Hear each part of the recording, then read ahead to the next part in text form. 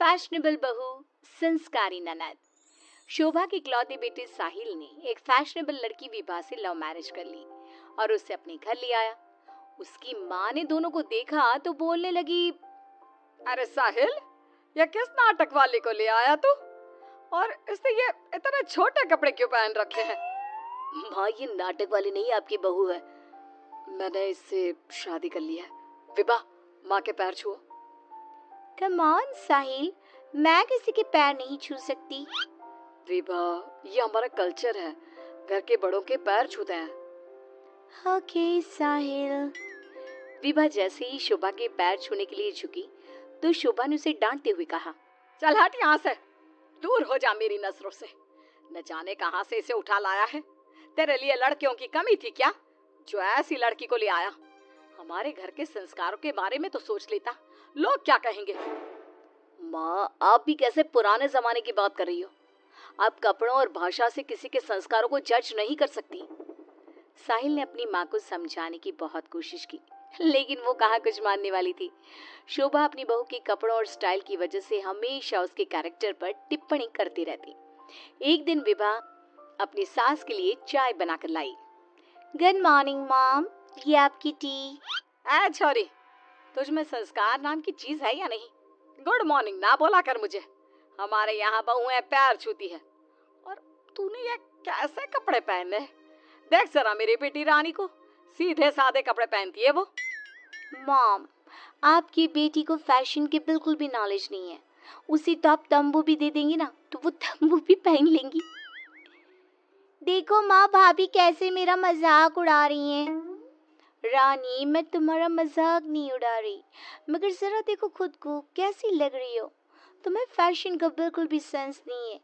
कुछ तो लड़कियों वाली हरकतें किया करो। चलो कोई बात नहीं, मैं आ गई हूँ ना, सब सिखा दूंगी। इतना कहकर विभा वहां से चली जाती है और रानी सोचने लगती है, भाभी आपने मेरा मजाक उड़ाकर अच्छा नहीं किया। अब देखो मैं कैसे आपको इस घर से बाहर निकालती हूँ। अब रानी हर समय अपनी भाभी की कमियां ढूंढने में लगी रहती। रानी की माँ तो विभा से नफरत करती ही थी, लेकिन घर से निकालने के लिए जरूरी था कि साहिल भी विभा से नफरत करे। एक दिन घर में पूजा हो रही थी। घर के सभी सदस्य पूजा में शामिल हुए, लेकिन विभा नहीं हुई। जब पूजा खत्म हुई तो रानी ने कहा, भैया, माना कि भाभी फैशनेबल है, लेकिन इसका मतलब ये तो नहीं कि वो भगवान में बिल्कुल आस्था ना रखे।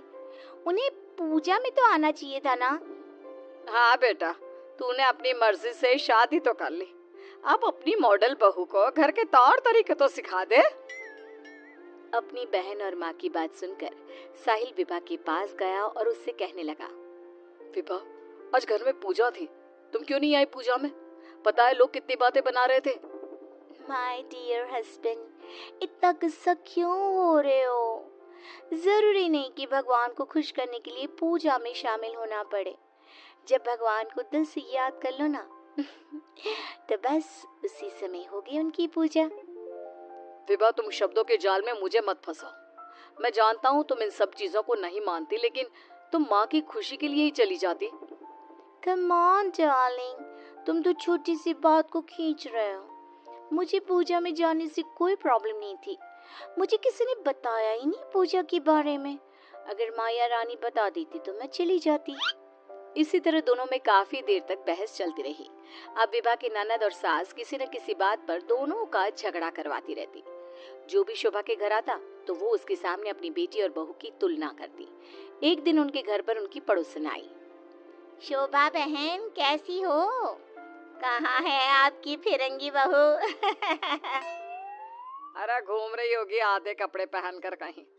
जब से आई है जीना हराम कर दिया है। शोभा बहन, वैसे जो भी हो, आपके बेटे साहिल ने ऐसी लड़के से शादी करके सही नहीं किया।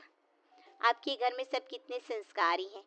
आपने अपनी खुद की बेटी की कितनी अच्छी परवरिश की है, और आपकी बहू, उसके तो पूरे मोहल्ले में चर्चे हैं। हाँ बहन, बात तो सही कह रही हो। एक मेरी बहू है जिसे ना बात करने का तरीका आता है, ना कपड़े पहनने की तमीज है। और एक मेरी बेटी है, संस्कारी, सुंदर, सुशील, सर्वगुण संपन्न है मेरी बेटी। आप तो जल्द से जल्द बस अपनी बेटी की शादी करने के बारे में सोचो। कहीं ऐसा ना हो कि आपकी बहू के चक्कर में आपकी बेटी से कोई शादी ही ना करे। पड़ोसन की बात शोभा के दिमाग में बैठ जाती है और वो रानी के लिए रिश्ता ढूंढना शुरू कर देती है। एक दिन शोभा की तबीयत अचानक खराब हो जाती है। माँ, क्या हो गया है आपको? आप दिन भर अपने कमरे में लेटी क्यों रहती हो? अरे पता नहीं बेटी क्या हो गया है, कई दिन हो गए बुखार आ रहा है। मॉम, आपको डॉक्टर के पास जाना चाहिए, ऐसे तो आपकी हेल्थ खराब होती जाएगी। ओ अंग्रेजन, अपनी अंग्रेजी अपने पास रख। माँ किसी डॉक्टर के पास नहीं जाएगी। मैं अभी माँ को काढ़ा बना कर देती हूँ, माँ बिल्कुल ठीक हो जाएंगी। लेकिन रानी, डॉक्टर ब्लड टेस्ट करके बता देगा कि मॉम का फीवर क्यों नहीं उतर रहा। इसी तरह कई दिन हो गए। शोभा का बुखार उतरने का नाम नहीं ले रहा था और रानी उन्हें डॉक्टर के पास जाने नहीं दे रही थी। एक दिन विभा रानी को बिना बताए शोभा को डॉक्टर के पास ले गई। शोभा को 4-5 दिन हॉस्पिटल में रहना पड़ा। इसी बीच विभा ने अपनी सास की बहुत देखभाल की, लेकिन रानी एक बार भी अपनी माँ से मिलने नहीं आई। बहू, मेरी इतनी ज्यादा तबीयत खराब थी, लेकिन रानी मुझसे एक बार भी मिलने नहीं आई। डोंट वरी मॉम, घर में कोई नहीं है ना, तो वो घर में ही रहती है। अब डॉक्टर ने बोला है कि आप घर आ सकती हैं, तो आप ज्यादा सोचिए मत। अब शोभा को पहली बार अपनी बेटी और बहू के संस्कारों के बीच का अंतर पता चला। शोभा अपनी बहू को प्यार करने लगी। एक दिन शोभा ने विभा से कहा, बहू, आज शाम को लड़के वाले रानी को देखने आ रहे हैं। रानी और तुम बाजार चली जाओ, खाने का कुछ सामान और रानी के लिए अच्छी सी साड़ी लेकर आना। माँ, मैं भाभी के साथ नहीं जाऊंगी। वो साड़ी दिलाने की जगह कोई स्कर्ट या जींस दिलाकर ले आएंगी। बहू, तो इसे साड़ी ही दिलाकर लाना, ठीक है कि मॉम।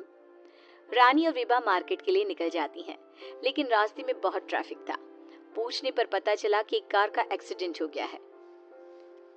विभा और रानी ने कार के पास जाकर देखा तो एक लड़का बहुत बुरी तरह से जख्मी पड़ा था। कोई उसकी मदद नहीं कर रहा था। लोग खड़े होकर बस तमाशा देख रहे थे। विभा ने उस लड़की की मदद करना चाहा तो रानी ने उसे रोकते हुए कहा, भाभी, ये क्या कर रही हो? जब कोई इसकी मदद नहीं कर रहा तो हम क्यों करें? रानी, ये क्या बोल रही हो तुम? अगर हमने इसकी हेल्प नहीं करी तो ये मर सकता है।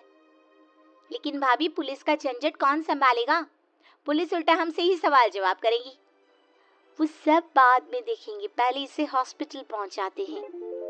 विभा और रानी उस लड़के की जान बचा लेती हैं और उन्हें घर आने में देर हो जाती है। शोभा उनसे पूछती है, तुम दोनों को इतनी देर क्यों हो गई आने में? देखो शाम होने वाली है, लड़के वाले किसी भी समय आते होंगे। माँ, आपकी लाडली बहू की वजह से देर हो गई। मुझे आज पता चला भाभी को समाज सेवा का शौक भी है।